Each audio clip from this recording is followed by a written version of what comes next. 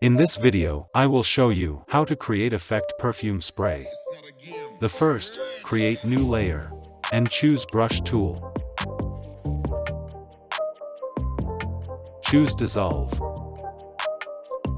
And duplicate layer, press Shift key to choose toe layer, and press Ctrl E to merge two layers. Press Ctrl T. Choose perspective. Press Enter. Choose rectangular marquee tool. Press Ctrl J. Remove layer. Choose filter.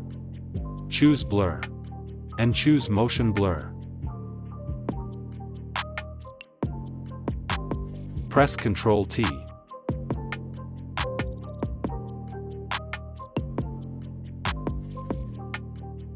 Create layer mask.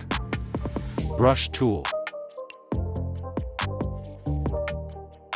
Before and after. Don't forget to like this video, and thank for watching.